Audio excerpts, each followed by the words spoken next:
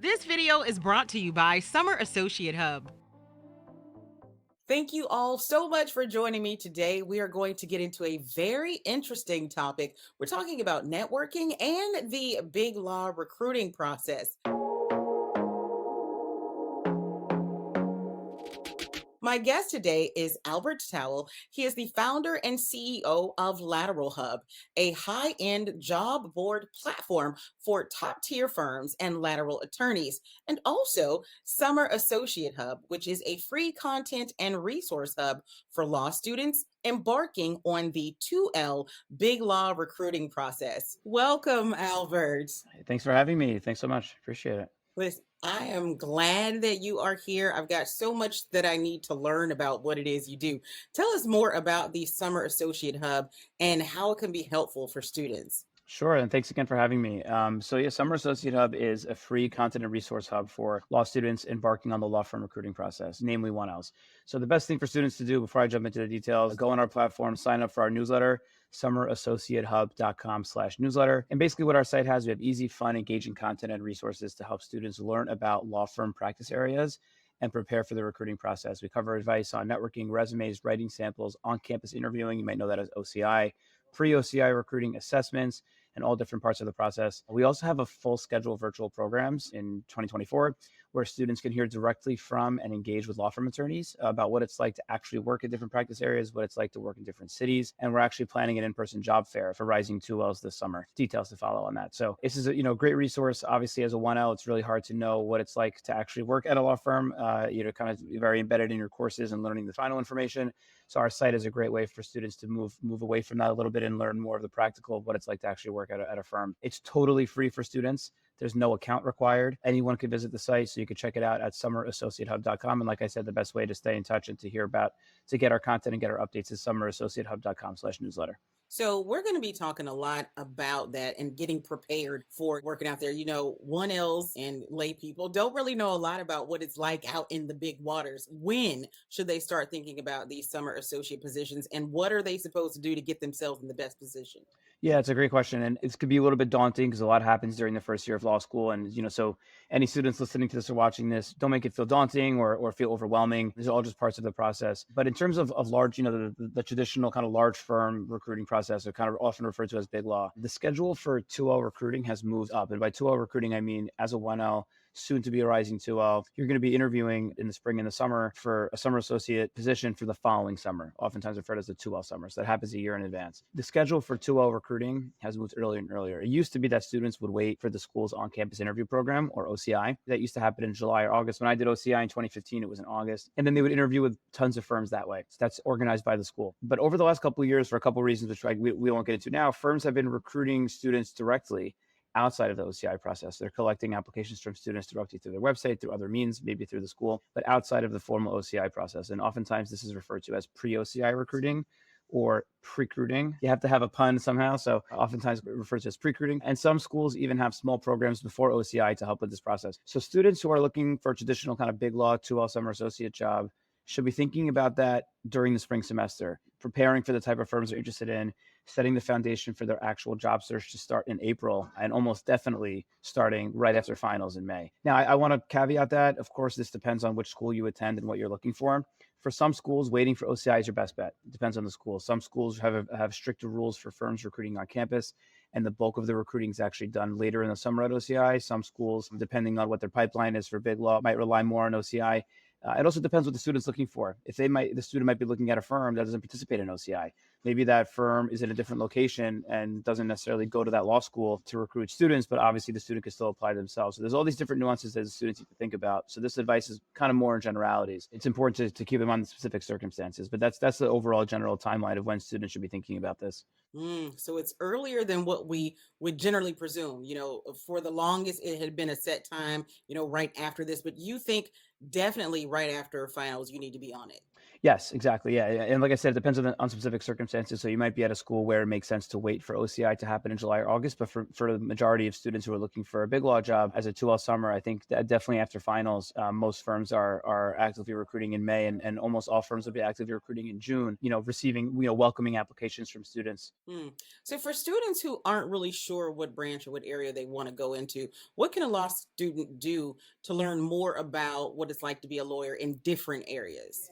Yeah, it's a great question, and this is like this. I think this is $1 million question for law students. I mean, law students are in school and you learn a different material, and it is fun to take the classes and hear about the different topics. I enjoyed 1L year, and I thought it was very interesting and very kind of intellectually stimulating. But that doesn't really give you a great sense of what it's actually like to work at a law firm. So I think two or three main ways, and the best way to learn about what it's actually like to work in different areas is to talk to people, speak with attorneys at law firm events on campus. There's recruiting events that firms host. They do panels with students, with student groups on campus. Other programs maybe through the career office. Ask questions. What is your day to day like? What is your average day like? Why did you choose this area? That's always my favorite question. Attorneys love answering that question. It kind of goes to their experience, and they explain why what excited them about that area. You could go on LinkedIn and you could look for associates who recently graduated from the same law school as you, who are doing interesting things, and reach out to them and say, hey, nicely ask if they have 15 minutes to chat about about their work. Many will be happy to do it. Many attorneys are always happy to speak with law students.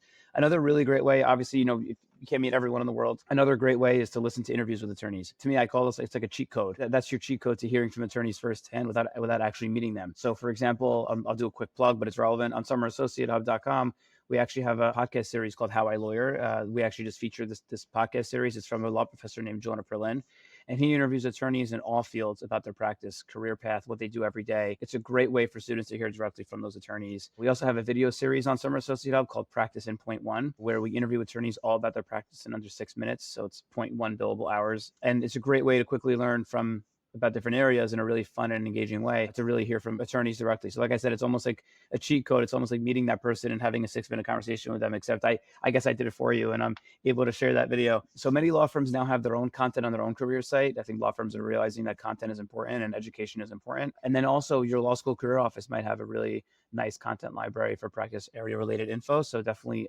something you can ask your law school career office. Through all of these, I think between talking to people and looking at content and other resources, see what excites you and then learn more. And then as you kind of hone in on what's exciting you and what you think is cool, learn more about that as you get closer to the recruiting process and see if that's something you want to go into. You gave some very good tips because I don't know if I would have thought, oh, go listen to their interviews and really get to dig and learn a little bit more about him. And you also said that one of the first questions you would ask would be, what's a typical day like for you? That's not necessarily a question that gets asked pretty often. I think people jump straight into how do you handle this type of stress or this type of case. But no, I really want to know, what's a typical day look like? What time are you getting up? If you have a family, what time are you spending time with the family? These are things you really need to know, especially if you have that kind of life. If you're trying to balance a family as well as being a new lawyer, you want to see what somebody who has generally the same kind of life. And you never know, you might find something a little bit more interesting talking to people about different types of law. So, with all of that, are there other ways that you can see that this will be helpful? Well, yeah, I mean, just going back to that and kind of piggybacking on what you said, which I think is exactly right. I mean, for example, when you're in school, I think contracts is a great example. Your contracts course talks about, formation and an offer and acceptance and things like that. Now you might say, oh, well, this is cool. I want to be a transactional lawyer. I can tell you, you will almost never, except for some rare occasions, you will almost never be dealing with offer and acceptance and formation. Usually, transactional law, you're negotiating contracts, things like that is pretty well established. So if you go to a networking event and like you said, you kind of skip to the other questions. How do you handle this type of case? Or you want to hear about the big profile, the high profile stuff. Somebody might tell you, oh, I worked on this really cool case. It was including these companies and it was all over the news. That sounds really nice. But when you ask them what their day to day is like, you might find out that the associate on the team was doing like really low level work and actually didn't really enjoy it. When in fact, you ask someone else what your day to day is like, they might have been working on a case that wasn't so high profile, but they were like really involved and had a lot of responsibility. And I think that's why it's a really great way to understand whether or not you might like a certain practice area, because then you not only know the theory of what you're working on, but you actually see what you'd be working on in real life. Right. Especially if you're a person who really needs to be super involved. You don't want to be doing, pretty much the pencil pushing type of work. You want to really be in it. So, with all of that, reaching out and talking to people, how important is networking before beginning any type of job search? Yeah, so networking is kind of it's a funny topic and it's obviously a very important one. And oftentimes, people think about networking as something that has to be done right before a job search. And I think I don't limit networking to just before the job search. I think if someone only focuses on networking, they're actively looking for a job. It might come off as them kind of looking for a job and asking for a job, right? So I think there's a kind of an artful way of doing that. But I like to think of networking as something that you kind of just do all the time based on the circumstances that you're in. So, for example, a 1L is in a group of almost 100 students in their 1L section typically. So you're in all the classes with the same 90 to 100 people. Make meaningful relationships with those people. That's a very unique opportunity for you to be fully embedded with 100 really smart people who are going to be doing really cool things. So get to know your classmates. This is a networking opportunity that you probably won't have again. When law firms hold events on campus, maybe they're having a panel discussion through a student group. Maybe they're hosting a reception for students, like a recruiting related function. Make the most of it. If the attorney says something interesting, or you want to learn more, or you want to meet them, approach them afterwards, introduce yourself. If you have an interesting conversation with them, send a quick follow-up email the next day, thanking them for their time. That also helps later when you want to reach out to them later on and kind of rekindle that connection, or maybe you're looking for a job. You could respond on top of, this is my trick, you can kind of respond on top of that email. And now it jogs their memory of who you were and the conversation you had, because they probably met, a dozen students that night. Use your LinkedIn, and obviously people have different levels of connections. And of course, first generation students and others might not have as many connections as other people might have in the legal industry, but there's still ways that you can make those connections. Use LinkedIn and alumni databases to your advantage. Don't be afraid to nicely reach out. People doing interesting things, introduce yourself, ask if you could learn more about it. I think you'd be pleasantly surprised how many people are open to connecting with others. And then a couple other resources. I mean, a great way to get started as a law student, just to do networking, is there's a really nice organization called the Legal Mentor Network.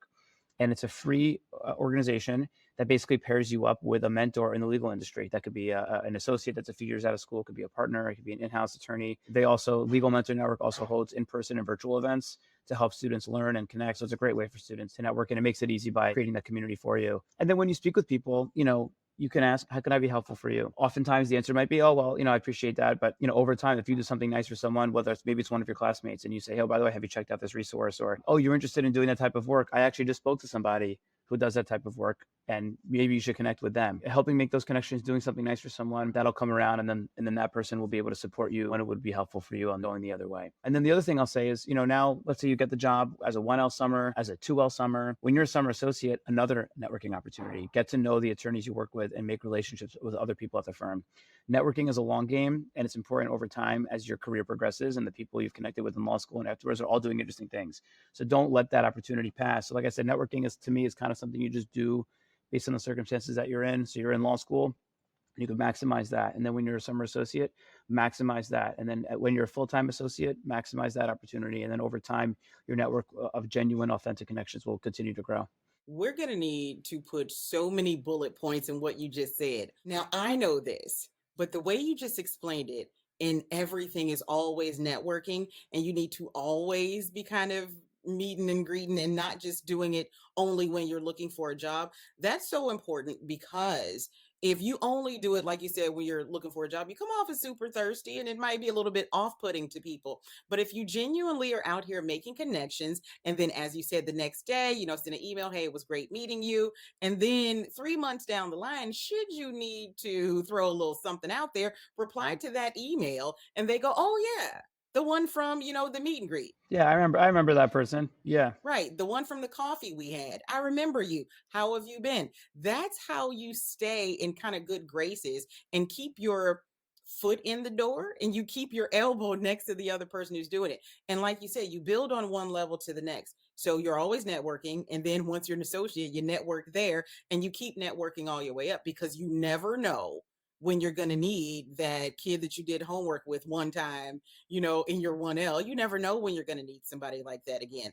That was absolute gold. I think that can probably work in any industry if you take those rules of networking and how to build it and branch it. It's almost like a web. Make sure you connect all of these little things to keep your web of influence going. I always call it a circle of influence, but this is more like a web, because you've got more connections going through the whole thing. So meet people, send emails, and whenever you need them, or, happy holidays, follow up with said email by replying to that email. That is so good. Now, say, later this spring, there's a student who's actually preparing their resume and getting ready to apply to jobs. Share a few tips, just like you just did with that good networking gold. Share a few tips that would be useful for law students applying to and interviewing with firms.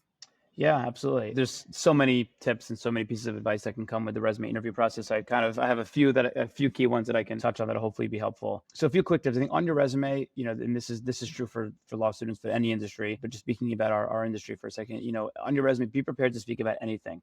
And I mean anything on your resume is fair game.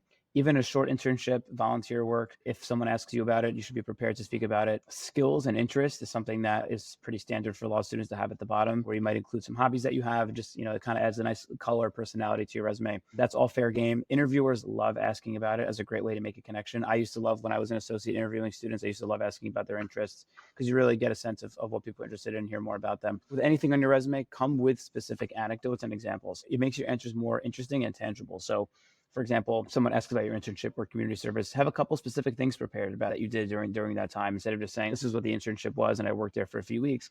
Give a couple of examples of what you did. It'll be much more interesting and memorable that way. If your skills and hobbies and interests at the bottom of your resume mentions that you like documentary films, be prepared with a couple favorites in case the interviewer asks, because that's, like I said, it's much more interesting. On the same vein, if you note that this is kind of a small tip, but it's important. If you note on your resume that you're fluent or proficient in a certain language, I'm not in any other language, but there are people that are. And if you note on your resume that are, and which I'm always impressed by.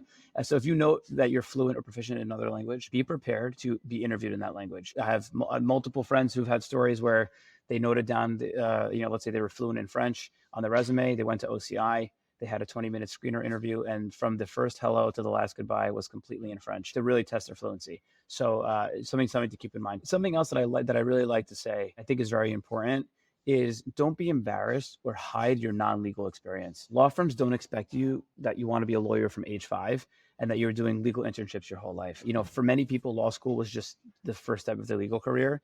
And the firm knows that, and they're planning to train you from the ground up anyway. They're not relying on you to know anything beforehand or to have any experience as a paralegal or a legal intern or something else. So instead, when you have non-legal experience in your resume, like I did, embrace those experiences. Talk about what you gain from it and how that transfers into you wanting to be a lawyer or setting you up to be an effective attorney. For example, working as a restaurant server teaches a lot more about client service than being some back office intern for a big company without any meaningful work. You could talk about that in an interview if that comes up, that you learned a lot about the importance of serving a client and as in your role at working summers at a restaurant near campus. When I was interviewing at OCI about 8 years ago, I didn't have anything legal on my resume except for my 1L job at the time. I had recently started a company with my brother, basically just shopping and delivering people's Costco orders. These were the days before Instacart. Interviewers saw this on my resume. They almost always asked about it. They usually glossed over the legal stuff. They were sick about talking about legal stuff the whole day. And they're like, this is really cool. I love Costco. I'm going to ask you about this. They were interested to know about like the initiative to start it, day to day, the ideas we had, how we grew it, and all these different topics of how we ran the business. And seeing that throughout that process, and that happened over and over and over, that taught me a lesson that those types of experiences should be embraced. And it's something I always like to mention to law students. And then just in general, this is a common pitfall, and I think something to avoid in interviews, be positive. If you didn't like, 1L year is tough and not everybody likes it. If you didn't like your 1L year, when asked about your 1L year in the interview, don't respond that you hated it or say, oh, 1L year, it's, I'm so glad it's over. Even if it's true, that type of negativity could be rephrased to be more positive. So instead you can note that, yeah, 1L year was interesting. My favorite class was X. I preferred that class over this other class because I was more excited about these types of topics. You can mention that law school was an adjustment for you, but you took it as an opportunity to rise to the challenge and adjust your approach. If you have a grade that wasn't great and you're asked about it, this happened to me. I had one class where I was literally one final where I just missed the question and I was the worst one in the class. If you have a grade that wasn't great and you're asked about it, be positive and don't just blame the teacher or don't blame the circumstances. You can say that you tried your best, but after the final, you learned from it, you adjusted your approach, and you focused on doing better during your second semester. And I think that's a good, positive, forward-looking answer, even when it's a tough or a negative type of topic. So those are just a few tips. There's obviously a lot of tips in this realm, but those are just a few that I like to mention. You said something super powerful. And I think that most people can get caught up in that. When someone asks you about an experience that wasn't really good, they kind of just want to say, oh my God, I hated that so bad. I've learned that it's better to say, well, it was a big learning experience for me. Right. And just saying that lets the other person know I might have had a struggle a little bit, but I did come out of it victorious. And in just saying that, it makes the year not so bad because even if the year was super horrible, you learned a lot about yourself, how you work under pressure, what you need to do to get better, a little sharper. Procrastination doesn't work for you. You should probably stay on top of your personal deadlines. That's super big because nobody really wants to hear the downer. We all know we had to go through it. It's okay. Move on. Let's frame it a little bit better. And I think that can be the difference in setting you apart from someone else. Very good tips, Albert. While we're talking about the tips, let's talk about and especially with the phrasing, let's talk about the flip side of it. What are some common mistakes to avoid for students that are applying for summer associate jobs? Yeah, and like I said, I think similar to the last question, there are plenty of certain, things, pitfalls to avoid, and it's kind of the other side of the coin of things, things to do. What are things to avoid? But I oftentimes like to mention these four, and they all kind of seem obvious. You might roll your eyes and say, well, obviously, Albert, but unfortunately, they come up more often than they should, and it's important to keep in mind just to set some perspective. So number one, and this is something I mentioned to everyone, and this always comes up when you speak with recruiting teams at law firms. One thing that can kind of kill your candidacy is being rude to anyone at the firm. And I think one mistake that a lot of law students make is they just focus on the attorneys. I want to network with the attorneys. I want to get in front of the partners. I want to get in front of the partners. I want to talk to the partners. And then when they go to the interview process, they just kind of throw to the side the receptionist, the assistants, the recruiting team members. The recruiting team members are the ones who are coordinating all of your interviews and everything, or someone else. Firms notice that. It's an easy way to hurt your chances. And I think students have to generally view the entire experience at a law firm, whether it's an event or interview day, something like that. The entire experience should be treated as a job interview, not just the 20 or 30 minutes of the job interview. So that's something that's important to keep in mind. Like I said, obvious, but unfortunately happens more often than it should. Number two is another obvious one, but happens more often than it should, is just acting inappropriately at law firm events in any way. This one is obvious, like I said, but some of these events have an open bar. So obviously getting drunk at any of these events is something that you should completely avoid doing.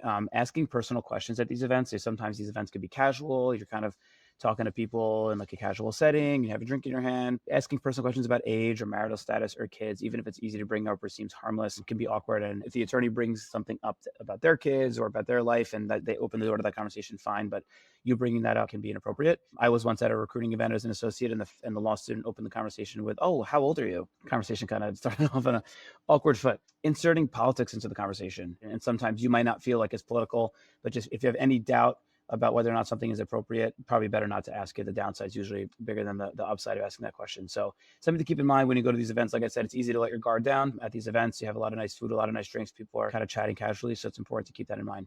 And then number three also seems obvious, but it happens. Having any sort of typo in your cover letter or your resume. This is especially important with cover letters. So cover letters, you probably have a template that you use and you copy and paste, 90% of it. And then you change the names of the firm, maybe change a few details about the firm. That's a tough trap because then you might copy and paste it. You might not realize that you left the firm's name in a certain place, and then you apply to a different firm with the other firm's name. That happens all the time. Recruiting teams mentioned it to us that they get that all the time. So make sure you proofread everything like that. You can have a checklist that you keep next to your computer that every time you have a cover letter, you have to make sure you check for these four things. That's a great checklist or a great way to check yourself on all that stuff. And then your resume, make sure you proofread it. It might seem harsh that like one typo could kill your application. But if you think about it, attention to detail is one of the most important traits for a law firm associate. And if you can't make sure that your one-page resume doesn't have a typo, how can the firm trust that you'll be able to have attention to detail on client deliverables? I had that problem one time. As a 1L, I went to a recruiting event for a firm, had a nice conversation with the hiring partner. He offered to take a look at my resume. I was like, I thought I was, so cool. All right, cool. I got in with the hiring partner. I sent him my resume the next day.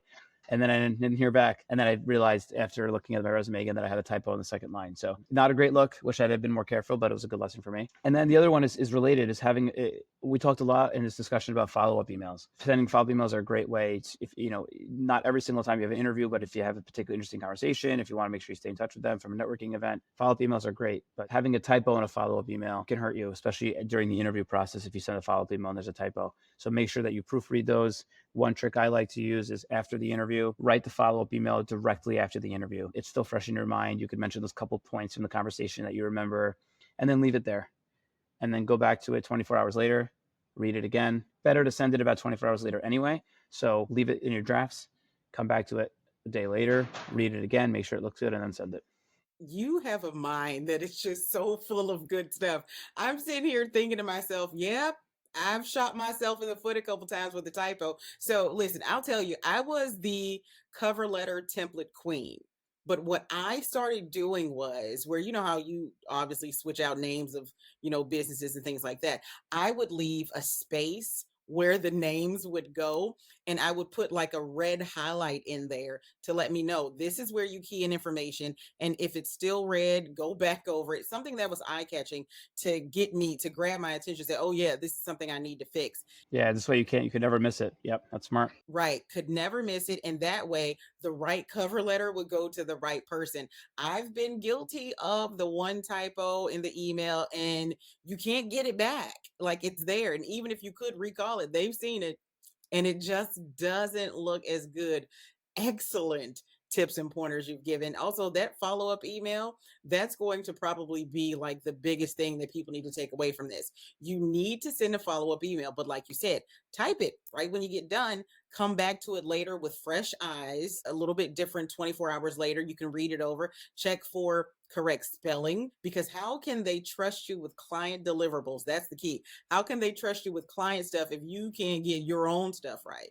Yep, absolutely. And I'll add one caveat to the follow-up email. We talked a lot about follow-up emails in this call, and I don't want to overstate the importance of that. I think just to add one little nuance, specifically for the big law recruiting process, whereas typical, you have your 15, 20-minute screener interview, and then you have a callback where you might have 4 or 5 interviews in succession. Generally, the advice is when you're doing the on-campus interview process and you're doing a lot of screeners, it's not necessary to send a follow-up email from those because you're interviewing with so many people and they're interviewing a lot of people. Networking events, I think it's always helpful to send one if you had an interesting conversation with somebody. When it comes to interviewing the screeners, a little less critical. Once you get to the callback stage, you could send a follow-up email to every person you interviewed with a callback. You could also just send a follow-up email to only those callback interviews where you had a particularly interesting conversation with someone or you hit it off with someone, and then you can send a follow-up email to that person. So I just wanted to mention that as kind of a nuance. I don't want students to take away from this podcast that they feel like they have to send a follow-up email after every interview and have that pressure. So I wanted to just add that little tidbit. Thank you, because you've been giving us some good stuff and I want to make sure we get it right. Now, because we're talking to people who have not yet gotten to the place where you are, what is something, and I ask this question of everybody, but I know you've got something good. What is something you wish you knew before you began your career journey as a lawyer? Yeah, it's a great question. I have 3 things that in my mind. I think I heard all of these things from attorneys when I was in law school, but I never actually really appreciated them or gave them the respect that they deserved until I was actually an attorney now several years out of law school. One of the best pieces of advice is that, and something I wish I knew more, was that the team matters much more than the firm. When you're looking at firms deciding, at big law firms deciding between one firm versus the other firm or thinking about different things like that, it really is the team that matters more than the actual firm itself. Let's say you're on a team of 20 people and the firm is 750 lawyers. You're going to be working with those 20. You're almost like a mini law firm of 20 people. You have to make sure that you enjoy working with those people. And you could have a totally wonderful team within a firm that's known to be a tough firm, and that's great. And you could have a really tough team within a firm that's known to be a wonderful firm. Oftentimes, the partners of that particular group are the ones that set the tone. And in terms of what type of work you're getting responsibility, getting fulfilling work, expecting vacations and things like that. And that could oftentimes vary team to team versus firm to firm. So something to keep in mind as you go through the process and meet people and think about what types of firm you want to go into. Another thing I wish I appreciated more when I started my career was when you go through this process, this is just your first job. Something to keep in mind, put things in perspective. It's not your job for life. Our company, we have a separate offering called lateralhub.com, which is actually our first business line. And that's actually a job board for lawyers. Once you're already a lawyer, to switch from one firm to the other. And, that exists because of how common it is for lawyers to move from one firm to the other. So just something to keep in mind as you go through the process. Kind of don't put so much pressure on yourself. It's only your first job. It's not your job for life. And this is just the first step in the process. So keep that in mind as you go through it. What's the best first step for me versus, oh my God, I need to figure out which firm I'm going to work at the rest of my life. And then number 3 is kind of related to number 2, but I definitely didn't appreciate it. And looking at what I'm doing now, would have never been expected to be doing this. Your career is going to go in paths that you don't expect. And it's really important to keep an open mind. You might be dead set on, I want to work in this practice area and work at a firm, make partner, or I want to work in this area and go to a tech company. And then you might start working and then decide to do something else, or an opportunity might come up. Or unfortunately, you might get laid off, and then you have to figure out a new opportunity, and you have to be flexible and pivot. So your career will go in different paths you didn't expect, but it'll get to the place that you want it to be. But the important thing is to, in addition to the networking and being a genuine person and making relationships and all of that and working hard, it's important to keep an open mind, because you never know where you're going to end up being. And even, my own experience is a good example. If you asked me when I left law school, hey, 6 years out of law school, you're going to be starting this company to help law students and lawyers with their job search and everything like that, I would have probably laughed at you, because why would I be doing that? But this is something that I ended up doing, and that's how it came to be. So make sure you keep an open mind, and keep in mind that it's hard to plan for your entire career as a first year law student. You have given us so much to think about that I feel like if I wanted to, I'd be prepared to tackle it. I definitely know I'm going to be interviewing and networking different after this conversation. You've given me so much to think about. I thank you so much for everything you've put into the Summer Associate Hub and Lateral Hub, by the way. I thank you for that and helping all of these students. It has been amazing speaking with you today, Albert. I appreciate it. Thank you so much. Yeah, thanks for having me. This was great. I appreciate it. Absolutely. And we'll definitely do this again.